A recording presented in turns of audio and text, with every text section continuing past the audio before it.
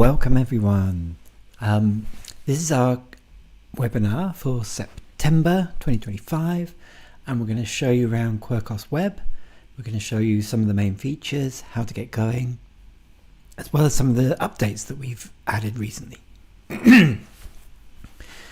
So Quirkos is a simple tool for doing qualitative analysis that allows you to work either in the browser with Quirkos Web or entirely offline with our Quirkos app. The functionality is the same with the exception of the live collaboration and the transcription, but it just gives you a very simple way that you can explore your qualitative data, look side by side, visualize things using the colors and bubbles, and to help you understand and explore your qualitative data. So it's not an AI tool, it doesn't try and do any of the analysis for you. Generally we're working with small but rich data sets. So qualitative research projects which have things like interviews, semi-structured interviews, or focus groups, or document analysis. It also works very well for literature reviews and systematic reviews, but it allows you to explore what you want to find in your data and what's connected to your research questions. So I'm going to show you around today, highlight some of the new things, some of the things we've added.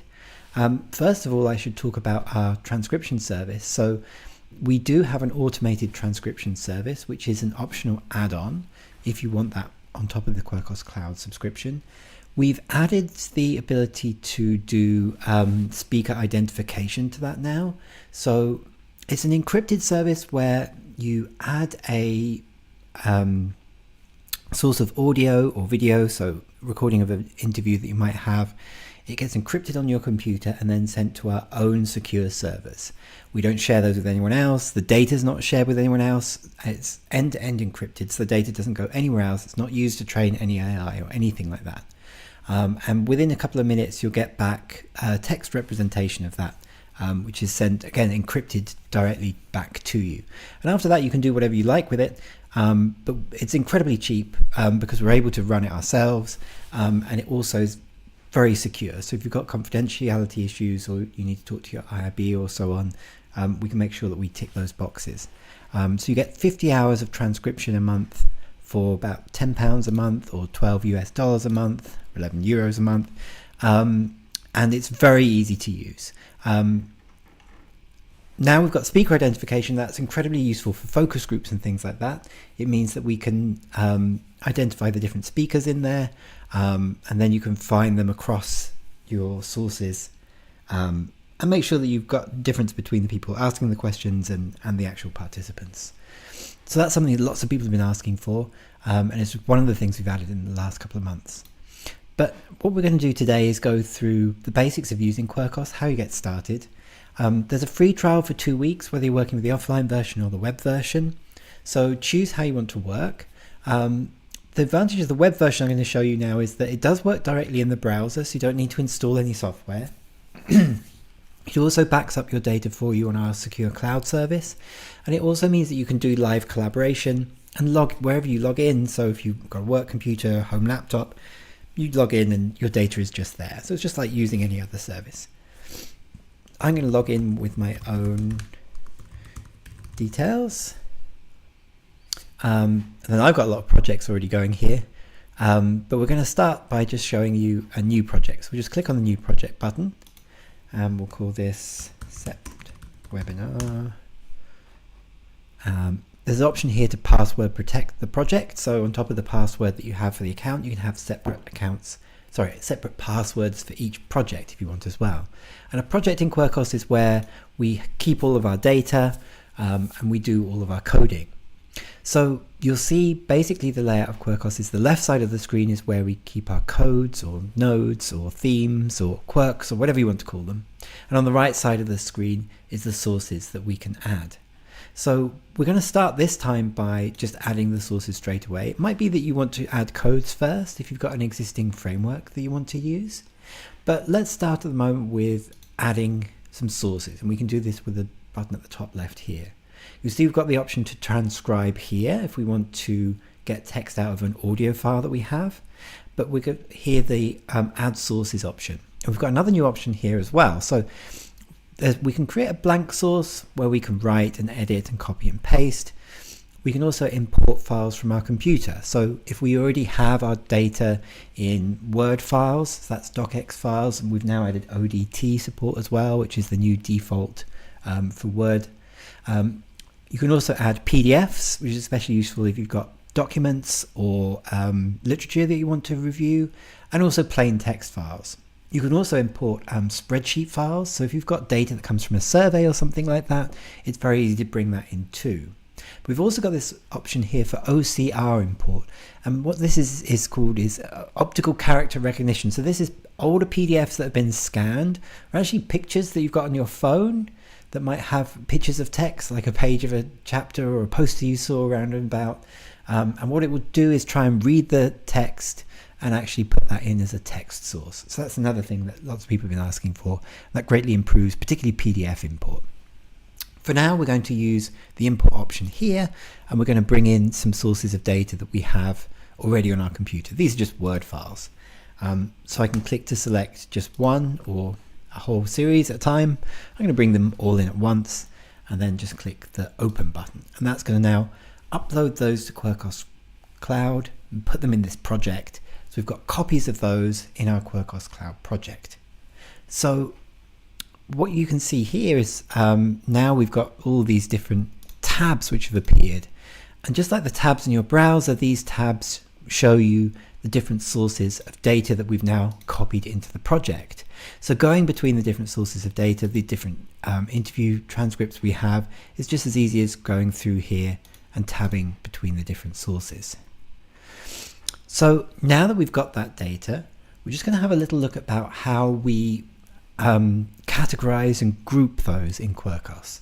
If you're familiar with other software like NVivo, MaxQDA or Atlas TI, Quirkos does that a little bit differently. You can do things like have folders and attributes in that software. We call these things properties, and they're basically metadata for each of the different sources. And you can access the properties by clicking on this button at the top right of the screen. And then you can add as many different properties as you need. So an example of the properties would be something like data type. So if you had a project which had, say, interviews, focus groups, maybe, and surveys as well, you can then filter later on by the different types of data that you might want to look at all together. So we might have interview, this was an interview, actually was, we also have focus group. So the property is called data type here, and the values, these are the things which might be applying to one or more of these sources, and we'll put survey data in as well. Might even be a journal article or something else, but we'll just click save for this one now. Now we've got this property called data type, and now we can just click down and say, okay, this is an interview. And if we move to another one's tab, we can set that as an interview as well. Maybe we say this one is a focus group. Maybe we could say this one is a journal article. Oops. So we can add different properties on the fly as well. Most typically you would use the properties for basic demographic data. So that might be gender or age or location or how they were recruited, anything that you might want to do subset analysis with later. So location is quite a good one.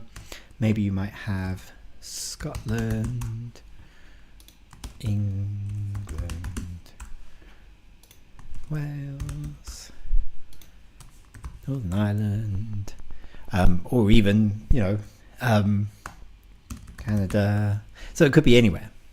And then again, we can define these. And then later on, as I'll show you, we can look to see just the results from people in one location or just one type of data. Or they can be numeric as well, so you can have everyone over a particular age. And though we're adding these properties now at the beginning of the session, we can do it anytime. So we don't have to do it when we bring in the sources of data, and we can add them later on if we're suddenly like, oh, okay, these were all people who, it wasn't something we were thought about looking, but they're in a rural area rather than an urban area. And suddenly this has become important. We can add those at any stage we like. So I'm just going to click this button again to toggle off the properties. And then we're going to look here at the actual kind of codes and coding. With this little screen, this little kind of like line here, we can drag and make the text wider or smaller. I'm just going to make that a bit bigger here so we can see what we're doing. And And what we're going to do is start creating those codes and themes. So the first thing we're going to do is read through this. What are they saying? Interviewer, would you like to tell me a little bit about your professional background? Let's start doing our qualitative analysis. And we're going to do a kind of thematic analysis, kind of grounded theory approach where we're creating codes on the fly. I started off with a CQSW, a Certificate of Qualification in Social Work. Okay, right, so this is interesting. So I'm going to select, let's select this whole paragraph, actually at the beginning as well. And then what I can do is drag and drop this section of text into somewhere on the left side of the screen, and that will create a new code or theme with that text in it. So let's drag it up here, and we'll have a code for qualifications, because they're talking about that. Below this is a description box, and in here you can put in a lot more detail about what we mean by this. So professional qualification, worry about it spelling, and then you can select a color to represent this code as well. So qualifications could be a kind of blue kind of thing, I don't know. And save, and now we've got our bubble for qualifications. Now the text is still highlighted, so if we want to tag it to something else, we can do that. So this is also about teaching, and it's also about community education. So as you can see, we might create lots and lots of different codes. Yeah, you've got a lovely like trans flag here, that's awesome. So if you hover your mouse over these different coded stripes, you can see the different codes which each of them is tagged to, and right clicking on them and selecting delete will remove that. We've got an undo button up here so we can change our mind about any things. Now obviously when we've got these codes, we can drag and drop them somewhere else. So MPhil, okay, so this is also about qualifications. It's also about research, so let's create a new research one. We already used that color, okay, orange. And so now you can see kind of the process of doing the coding and analysis in Quirkos. You're going through, you're reading, trainers primary, just qualify. I'm talking about qualifications again, also teaching, and maybe we want a distinction about primary school. I don't know. So it may be that we don't need all of these codes, and we can actually right click on any of them and merge them together later if we discover we've got too many. We can also drag and drop things on top of each other. So for example, if we wanted to look at qualifications as a main category and have subcategories for teaching and research, then we can drag and drop the codes on top of each other like that. And what you should have noticed actually is that as we're adding more and more text to these bubbles, they grow a little bit. So each time we do that, they grow, and that just gives you a little bit of a sense of what's coming out of the data and keeps you a bit more connected to the data. When you double click on any of these codes, it shows you the text that's under them. So this is everything that's been tagged as about qualifications and teaching and research.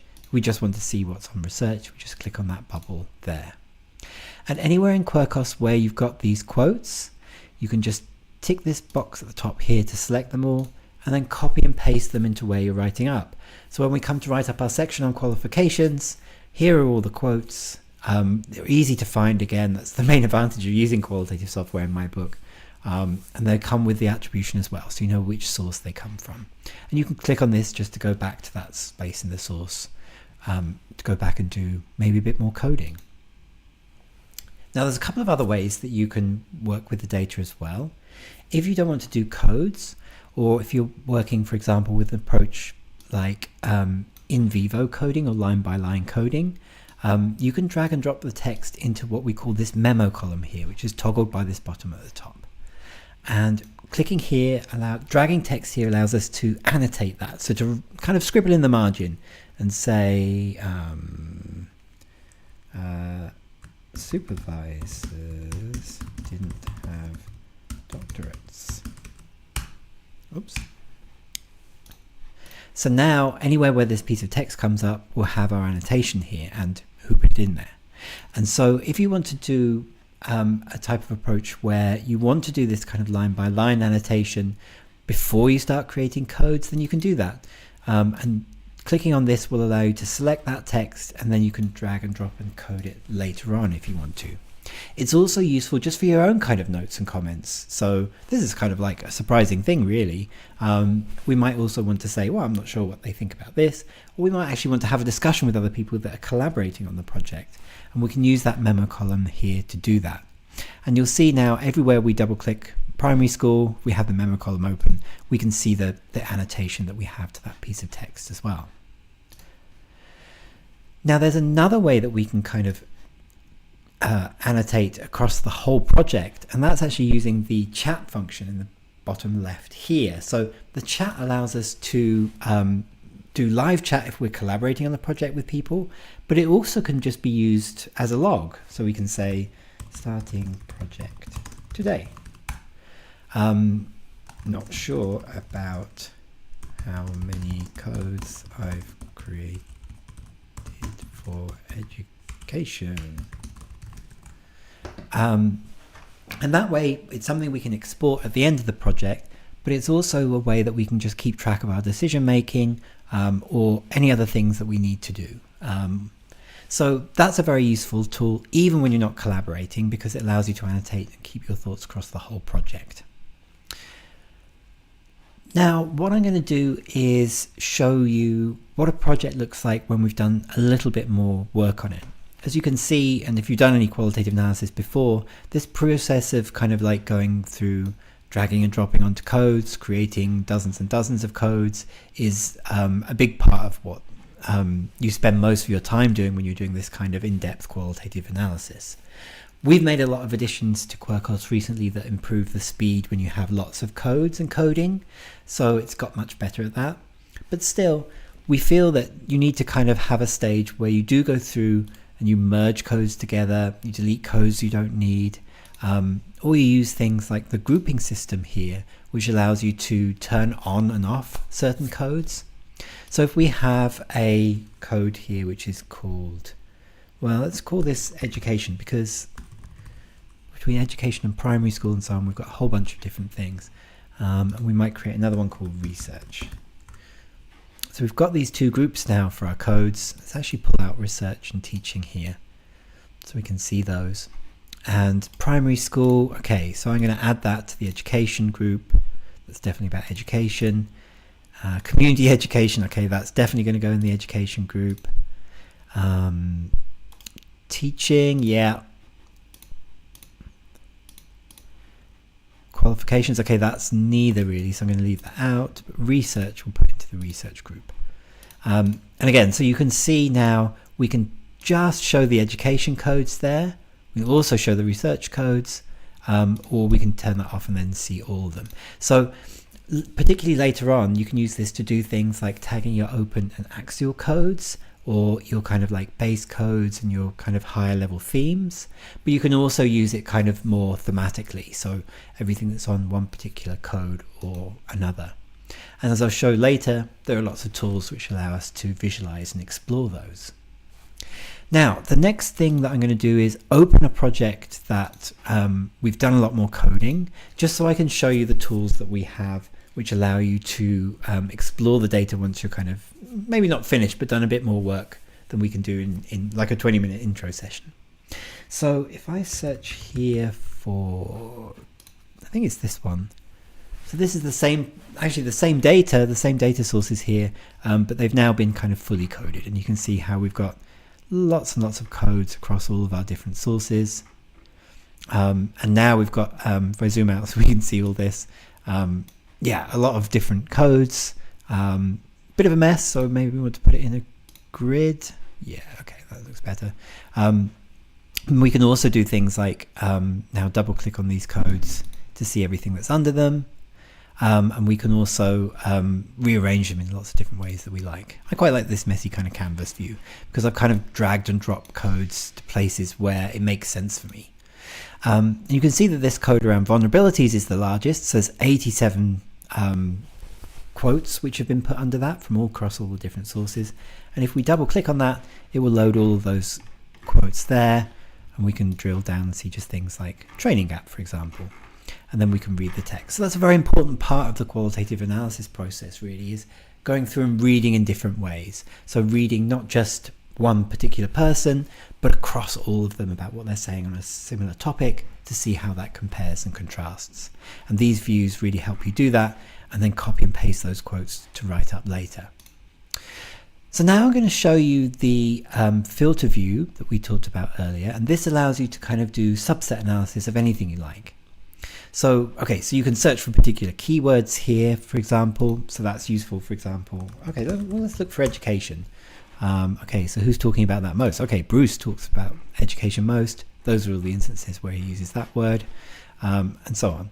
But what we're going to do here is look to see how we can kind of filter this. And we can filter basically by any of the different kinds of data that we have in the project. So if we're working collaboratively, we might want to see work done by a particular person or codes that were created by a particular person. We might want to see what was done before or after a certain date, or what codes we created first and what codes were created at the end. That might show us the themes. We've also got those groups there. We can look for a particular source. We've also got questions. So if we've got a survey which has several open-ended questions, we can see the results just for one particular question that we asked. But here in the bold, in the italic and bold down here, we also have our properties. And the properties are really useful for drilling down and seeing the results just from a subset of our data. So for example, let's look at this location one. So we've got location equals, we could choose not equals to get everything else, location equals England. And then if we apply that filter, we'll see now these are the results here just from our participants who we tagged from being in England using those properties earlier.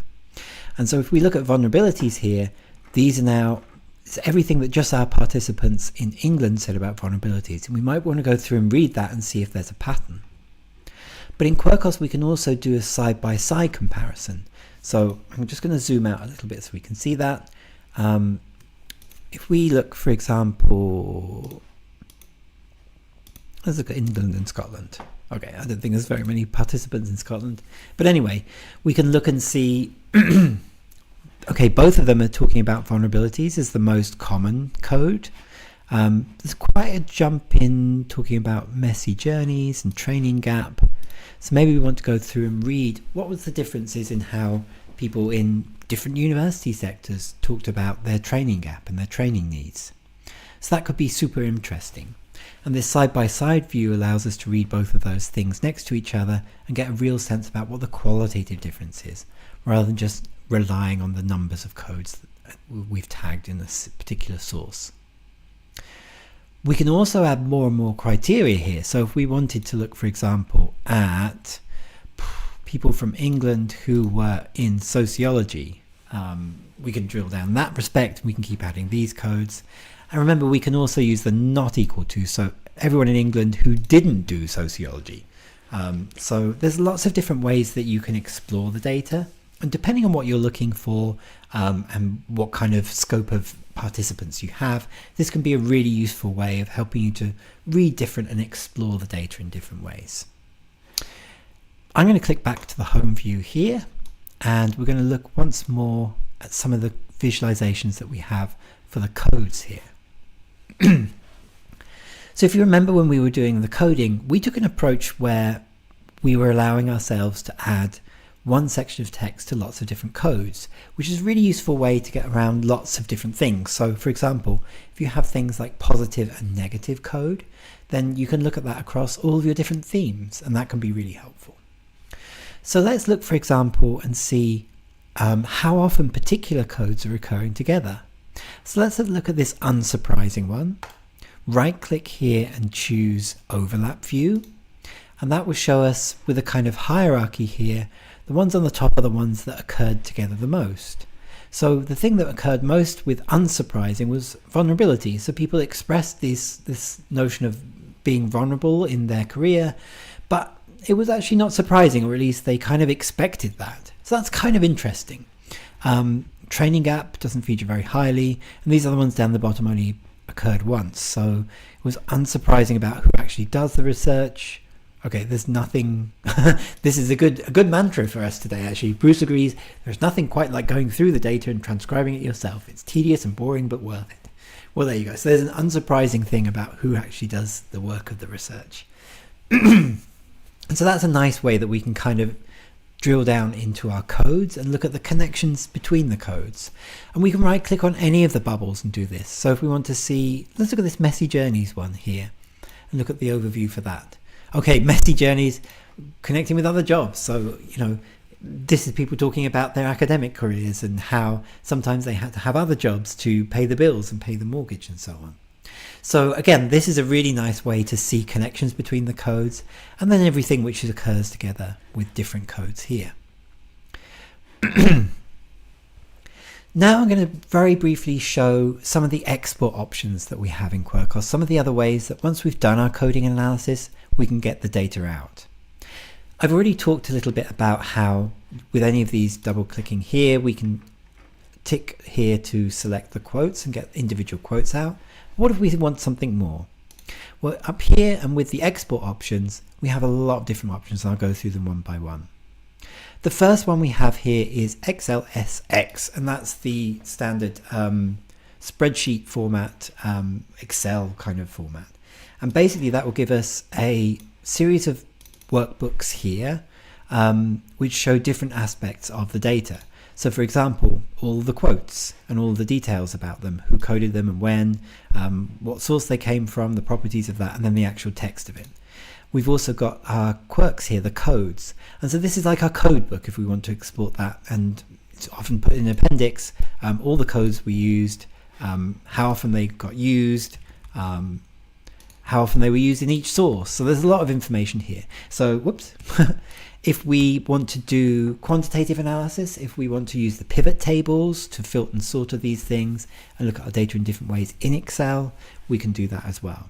We've also got our memos here. So this is what we typed here and what section of text it was connected to, and the chat. So if we're using that as a kind of log or a kind of research journal, then we can export that here as well.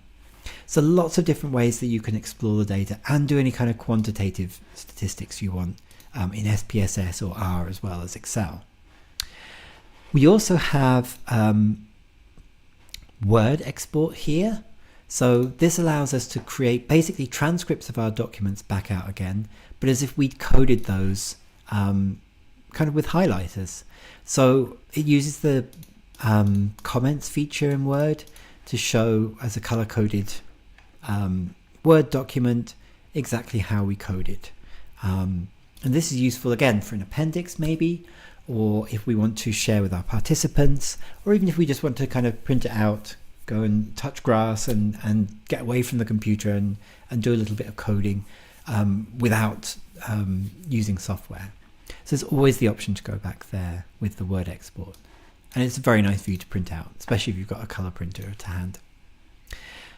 Now, we've also got here the, let's look at the report here, the report, and that's kind of probably the main thing that most people will use. Now, the report allows you to show all of the different aspects that are in the data and also to customize how it looks. So on the right side of the screen, these are the options for sections that we can have in the report and how we want them formatted. And you can just tick to turn on and off different sections. So here we have a table that summarizes all the sources. So it's a list of all the sources that we put in, who put them in and when, how long they are, and how many codes, how many highlighted sections of text were done in each one. If we don't want that, we can just turn it off. And here we've got a table of the quirks, and we can change the order and we can filter them in different ways and so on and so forth. Then we've also got under here a section of visualization showing graphs of the different properties. So if we look here at the location, for example, no property assigned. Okay, so we need to go and put properties for those. Or England, Australia, and Scotland. Okay, so yes, we didn't have very many people from Scotland, not surprising. And then we've also got, here's the actual text. And we can sort this in different ways. So this is by theme or code. So everything which is under a particular code or theme, but we can also have text by source. So if we tick that, it's everything that we tagged from each different person. So this is just the kind of coded highlights from each person's source. There are also lots of visualizations that we can add here as well. So the Quirks by source view gives us kind of like a view of how often particular codes we use in each source. So in David's, vulnerabilities was most often, and then Caroline, memo A, but vulnerabilities was second. So a bit like the kind of matrix view in other software like in Vivo, you're able to see the difference between your different sources here. There are also these overlap tables here, which give you another way of showing how often particular codes occurred together. So together with changed, the other code which was most commonly used was identity. So, okay, people changed their identity a lot, or changed the purpose of their scholarship. So again, we can get visualizations of how that look. When we're happy with how this looks, we can save it as a Word file. We can save it, this is an interactive web page, and you can save that and share that with someone as well. And you can also use the print PDF dialog here as well to create a PDF representation of your report. So that's the basics really of using Quirkos for your qualitative analysis. Some of the ways that you can bring in your data, some of the ways that you can do coding, use the codes and sort and organize them, and also ways that you can export the data to help you write up your project at the end. So we've got a little bit of time now if there are any questions or anything else that you'd like to cover. Otherwise, please do go to our website. It's www.quirkos.com, and you can find lots more information there, including written tutorials, video tutorials, and also a blog, which has got a whole bunch of different articles, not just on Quirkos, but things like Marxism, critical theory, queer theory and qualitative methods, codes and themes, post-qualitative inquiry, and all these different kind of like latest things coming out of that might kind of be useful for you doing your research and different ways of thinking about doing your data. So I really hope this has been useful for you. Hope you've had a useful session today. Do go onto our website and find more information, and always feel free also to get in touch if you've got any questions.